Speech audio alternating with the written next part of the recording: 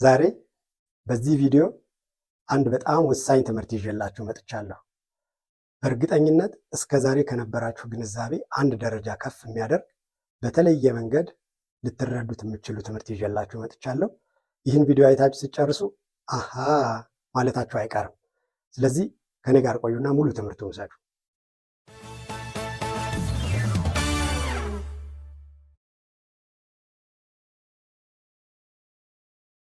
በቀጥታ ወደ ትምህርታችን ስንገባ ከተለመደው ለየት ባለ መንገድ በጥያቄ ነው ትምህርቴን የምጀምረው። ለምንድነው እንደሱ የማደርገው? ሁልጊዜም ትምህርት ከምናውቀው ላይ እየጨመሩ መሄድ ስለሆነ እስኪ ምን ያህል ታውቃላችሁ? የምታውቁትን ነገር ካጋራችሁኝ በኋላ ለጥያቄዎቼ የእናንተን መልስ ሰምቼ ወደ እኔ ማብራሪያ እሄዳለሁ። ስለዚህ ከእናንተ ጋር እዚህ ስቱዲዮ ውስጥ ከኔ ጋር እየተማሩ ያሉ ሁለት ተማሪዎች አሉኝ። ሚኪና ሀብታሙ ይባላሉ። እነሱ በማንኛውም ጊዜ ኢንተራክሽን ሲያስፈልገን እነሱን ጠይቃችኋለሁ። ግን እናንተ ከነ ሚኪ ቀድማችሁ ለመመለስ ነው ጥረት ማድረግ ያለባችሁ። ስለዚህ ኢንተራክቲቭ ቪዲዮ እንዲሆን ከኔ ጋር በደንብ እየተሳተፋችሁ እንድትማሩ ጥያቄውን ልጀምር። አንድ የእንግሊዝኛ አረፍተ ነገር ስትመሰርቱ መቅረት የሌለባቸው 3 መሰረታዊ ነገሮች አሉ። አንድ የእንግሊዝኛ አረፍተ ነገር ሊያሟላቸው የሚገባ 3 መሰረታዊ ነገሮች ምን ምንድን ናቸው ብላችሁ ታስባላችሁ? እነ ሚኪ ጋር መጥተናል። ከምታውቁት እየተነሳን ስለሆነ የሚመስላችሁን ነው የምትነግሩኝ። የግድ የምታውቁት ቢሆን መማር አያስፈልጋችሁም ነበር። ግን ይሄ እነዚህ 3 ነገሮች አንድ አረፍተ ነገር ውስጥ መቅረት የለባቸውም ብላችሁ የምታስቡትን ነገር እስኪ ንገሩኝ። ሚኪ ትጀምራለህ?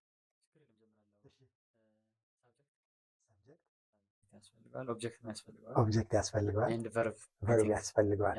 እነዚህ 3ቱ የአንድ አረፍተ ነገር መሰረታዊ መዋቅሮች ስትራክቸር ይባላሉ። ዳስ ወንደርፉል። ከአረፍተ ነገር አንጻር ስናየው ሊያካትታቸው የሚገባ 3 አካላት ዳስ ወንደርፉል። ከኤሌመንት አንጻር ማለት ከይዘት አንጻር ከመዋቅር አንጻር ሳይሆን አንተ አሁን የነገርከኝ ከመዋቅር አንጻር ሰብጀክት ፕላስ ቨርብ ፕላስ ኦብጀክት ስትራክቸር አንድ እንግሊዝኛ አረፍተ ነገር በእነዚህ 3 መሰረታዊ አካላት የተዋቀረ ነው። ከይዘት አንጻር አንድ አረፍተ ነገር ምን ቢኖረው አረፍተ ነገር ሊሆን ይችላል፣ ምን ቢጎለው አረፍተ ነገር መሆኑ ይቀራል የሚል ነው ፖይንት። ሀብቴ ሊሞክር ነው። እነሱ ኦልሬዲ አሁን ሚኪ ያላቸው ከመዋቅሮቹ ከይዘት ታንክ ዩ ቬሪ ማች ቴንስ አንድ መልሳል። 3 ነገሮች የግድ አንድ አረፍተ ነገር ይኖሩታል። ቴንሱን መረዳት አለብን። ቴንስ ሊኖረው ይገባል ማለት ነው። እሱን ስንረዳ አንድ ሌላ that's very interesting thank you very much። ስለዚህ አሁን እነዚህን 3 መሰረታዊ በእያንዳንዱ አረፍተ ነገር ውስጥ መቅረት የሌለባቸው ነገሮችን ነው የማሳያችሁ። ከዛ ይዣችሁ ወደ ዕለቱ ዋና ትምህርት እገባለሁ። ከኔ ጋር ቆዩ። በጠየኳችሁ መሰረት አንድ የእንግሊዝኛ አረፍተ ነገር እነዚህን 3 መሰረታዊ ነገሮች መያዝ አለበት። ከነዚህ አንዱ ከሌለ ወይም እኛ የቱን እንደተጠቀምን ካልተረዳን የምንመሰርተው አረፍተ ነገር ትርጉም ያለው አረፍተ ነገር አይሆንም። የመጀመሪያው ቨርብ ነው። የፈለጋችሁትን አረፍተ ነገር ውሰዱና ቨርብ የሌለው አረፍተ ነገር መመስረት አይቻልም። ቨርብ ደግሞ ከ8 parts of speech core or nucleus of parts of speech የሚባለው ነው። ስለዚህ ያለ ቨርብ ምንም አይነት አረፍተ ነገር መመስረት አይቻልም። ለምሳሌ ናውን ባይኖረው አረፍተ ነገር መሆን ይችላል። ፕሮናውን ላይኖረው ይችላል። አድጀክቲቭስ፣ ኮንጃንክሽንስ፣ ፕሬፖዚሽንስ፣ ኢንተርጀክሽንስ ሌሎቹ በሙሉ ቨርብ ከሌለ ግን ትርጉም የለም። ስለዚህ ለምሳሌ ሲንግል ቨርብ ተጠቅመን ግን ሙሉ መልእክት ያለው አረፍተ ነገር ማስተላለፍ እንችላለን። ለምሳሌ የሚበላ ነገር አቅርቤላችሁ ብሉ ልላችሁ ብፈልግ ይሄው በአማርኛ ብሉ አንድ ቃል ነው የተጠቀምኩት፣ ሙሉ መልእክት ነው ያስተላለፍኩት። ኢት ደን ኮማንድ የሚባሉት የአረፍተ ነገር አይነቶች ትዕዛዛዊ አረፍተ ነገሮች ላይ አንድ ቃል አንድ አረፍተ ነገር ሙሉ መልእክት። በዚህ መሰረት አንድ ቨርብ ብቻውን የተሟላ መልእክት ማስተላለፍ ይችላል። ከዚህ ውጭ ያሉት ሌሎቹ 7 ፓርትስ ኦፍ ስፒች ግን ብቻቸውን ቆመው መልእክት ማስተላለፍ አይችሉም እንደወር። ስለዚህ ቨርብ ኢዝ a nucleus or the core of a sentence structure የመጀመሪያው ነጥብ እሱ ነው። ሁለተኛው ደግሞ ከቨርብ የማይነጠለው ሁልጊዜ ቨርብ ቴንስ ሊኖረን ይገባል። ወይም በዛ ቨርብ ውስጥ የተጠቀምነውን ቴንስ ልናውቀው ይገባል። እያንዳንዱ ቨርብ ቴንስ አለው። ምን ቴንስ ተጠቀምኩ የሚለውን ካላወቅን አሁንም ትርጉማችን ትክክል ላይሆን ይችላል። ስለዚህ ቨርብ ቴንስ በጣም መሰረታዊ ነገር ነው። በተለምዶ እኛ ነጥለን ቴንስ እያለን ነው የምንማረው ብቻውን። የምን ቴንስ? ከዛ በፊት ቴንስ ምንድን ነው? ቴንስ ምንድን ነው እናንተ? ዋትስ ቴንስ? እስኪ መልሱን እያሰባችሁ ቴንስ ምንድን ነው? ቴንስ አይ ቲንክ ጊዜን የምንገልጽበት መንገድ።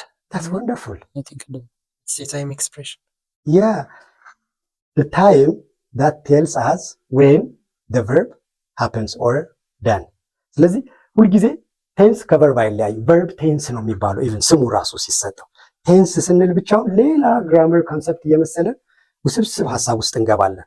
ቨርብ ቴንስ ካለን ቨርብ ታይም ኦፍ the verb in the sentence በአረፍተ ነገር ውስጥ እየተከናወነ ያለውን ድርጊት ሁኔታ ወይም ክስተት የሚገልጸው ግስ ጊዜ። መቼ ነው ይሄ ነገር የሆነው? መቼ ነው ይሄ ነገር የተፈጠረው?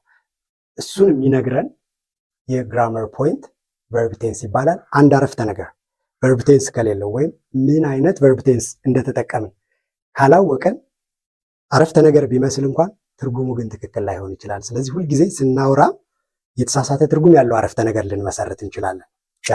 ሁለተኛውን ነጥብ ጨረስን። ሶስተኛውና ወሳኙ ነጥብ እያንዳንዱ አረፍተ ነገር ቮይስ አለው። ቮይስ በጣም ቀላል ኮንሰፕት ነው፣ ግን እኛ ለቮይስ ያለን አረዳድ የተምታታ ስለሆነ ከባድ ኮንሰፕት አድርገን ነው ሁልጊዜ የምንረዳው። ቮይስ ሁለት አይነት ብቻ ነው ያለው፣ አክቲቭ ኦር ፓሲቭ ቮይስ። ሁለት አይነቶች። ሁለቱን አይነቶች ለምንድን ነው የምንጠቀመው? ሁልጊዜ ሀሳብ ስንገልጽ አንድን ድርጊት ራሱ ድርጊቱን የፈጸመውን ሰው ወይም አካል አብረን ያረፍተ ነገሩ አካል አድርገን እንተና እንዲህ አደረገ ብለን ስናወራ ሁልጊዜ አክቲቭ ነው። አድራጊው አረፍተ ነገር ውስጥ በግልጽ ተጽፎ ይነበባል። አድራጊው ማን ነው ብንባል ከዛው ከአረፍተ ነገር ላይ ፒክ አድርገን መግለጽ እንችላለን። እሱ አክቲቭ ቮይስ ነው። ፓሲቭ ቮይስ ግን እንዲህ ተደረገ፣ ማን አደረገው? የለም እዚህ ሀሳብ ውስጥ አረፍተ ነገር ውስጥ አድራጊው ሳይገለጽ ሀሳብ ሲገለጽ ፓሲቭ ቮይስ። እነዚህን ሶስት መሰረታዊ ነገሮች ካልተረዳን አንድ ትክክለኛ ትርጉም ያለው የእንግሊዝኛ አረፍተ ነገር መመስረት አይቻልም። a verb, a must to appear, a verb tense, a time that expresses this verb, and then a voice which tells us the doer of the action or the receiver of the action appearing in the sentence as a subject. Thank you. አሁን ያብራራሁላችሁ ነጥቦች በምሳሌ ላሳያችሁ። ቀላል ምሳሌ። ለምሳሌ አንድ አረፍተ ነገር ምን ሊኖረው ይገባል? verb. What is the verb here? Wonderful. ስለዚህ ኢት የምትለውን verb በአረፍተ ነገር ውስጥ አስገብተን መጠቀም ብንፈልግ ብቻዋን በኮማንድ ሴንቴንስ መጀመሪያ ሳብራራ ምሳሌ እንደሰጧችሁ ኢት ካልኩኝ there is something that can be eaten ማለት ነው። የሚበላ ነገር አለ፣ ልትበሉ ነው። ትእዛዛዊ አረፍተ ነገር ሲሆን በመደበኛ አረፍተ ነገር በዲክላሬቲቭ ሴንቴንስ ቢሆን በእንደዚህ አይነት ልማድን ወይም የአንድን ሰው ተፈጥሯዊ ባህሪ ይህን ነገር የማድረግ ተፈጥሯዊ ባህሪ መግለጽ ብንፈልግ he eats food፣ እሱ ምግብ ይበላል። as a habit. It's a kind of habitual action or part of a human habit. ሰው ሁልጊዜ ሊያደርገው የሚችል ልማድ ወይም የዕለት ከዕለት ተግባር አድርገን ስንገልጽ በዚህ ፎርም ነው የምንገልጸው። እሱ ምግብ ይበላል። በዚህ ጊዜ አሁን ቨርብ ቴንሱን ማወቅ ነው የፈለግነው። ሁልጊዜ አንድ አረፍተ ነገር ቨርብ ቴንስ ሊኖረው ይገባል።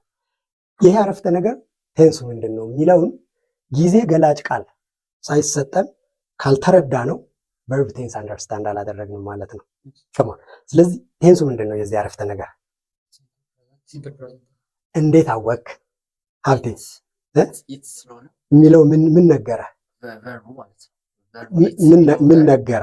present እንደሆነ habit እንደሆነ ሀቢት እንደሆነና ሁል ጊዜ እየቀጠለ ያለ ከሆነ at the present time የሚገለጽ መሆኑን የነገረን ቨርቡ ነው ማለት ነው። ስለዚህ ቴንስ ማለት ወይም ቨርብ ቴንስ ማለት ጊዜ ገላጭ ቃል ሳይሰጠን ቨርቡን ብቻ በመረዳት ያ በአረፍተ ነገር ውስጥ የተገለጸው ድርጊት ወይም ግሱ የሚገልጽልን ተግባር ወይም ሁኔታ መቼ ተከናወነ የሚለውን ማወቅ መቻል ነው።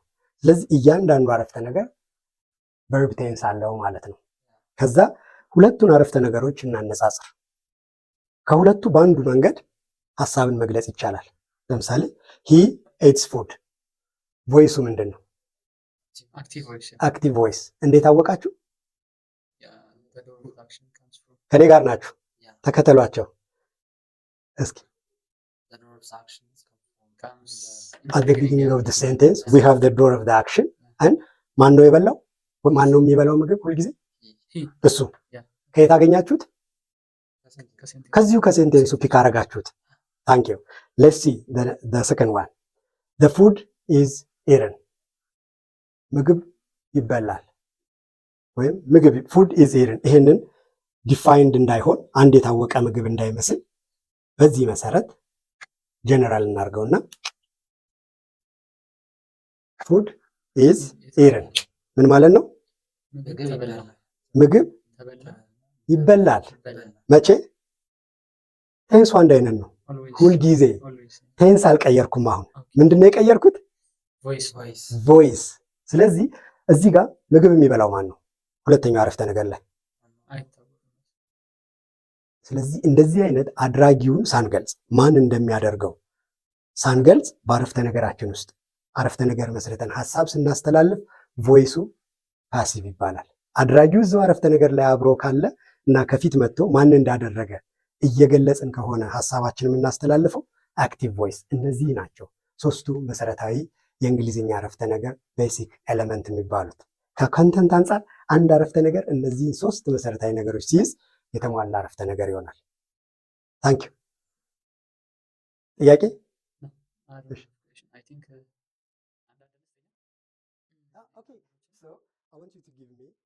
ሲሚላር ኤግዛምፕል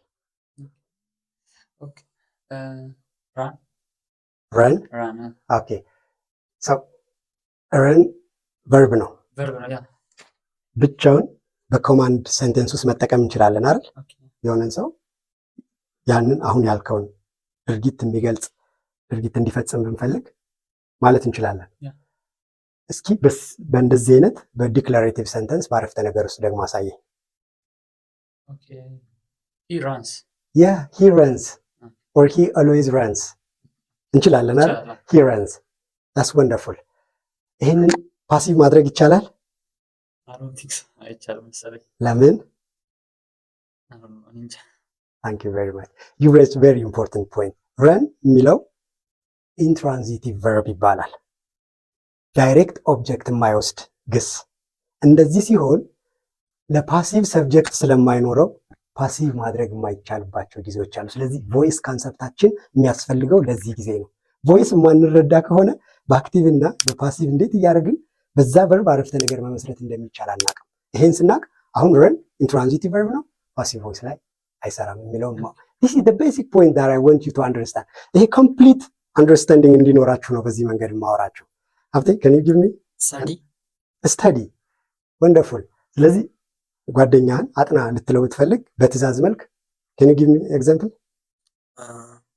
just study yeah study። ከዛስ ይሄን በዲክላሬቲቭ ሴንተንስ she study every other day።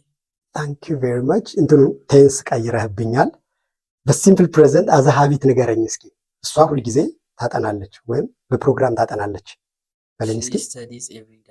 thank you very much she studies every day in a program አይደል? she studies። በነገራችን ላይ ሁለቱም የጠቀሳችኋቸው ቨርቦች ረን የሚለው ላይ ኤስ ስንጨምር ረንዝ ዝ ድምፅ ነው የሚነበበው።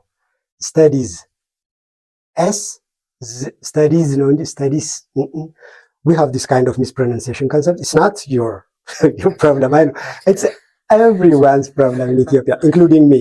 ስለዚህ እንደዚህ አይነት ቃላት ስናነብ በቃላት መጨረሻ የሚቀጠሉ ቅጥያዎች ኤስ ሁልጊዜ እንደ ስ ብቻ አይደለም የምትነበበው፣ እንደ ዝ፣ እንደ ስና እንደ እዝ ትነበባለች። እነሱ የሰጡኝ ቃላት ላይ እንደ ዝ በሚነበቡበት ምሳሌ ውስጥ ነው ያገኘሁት።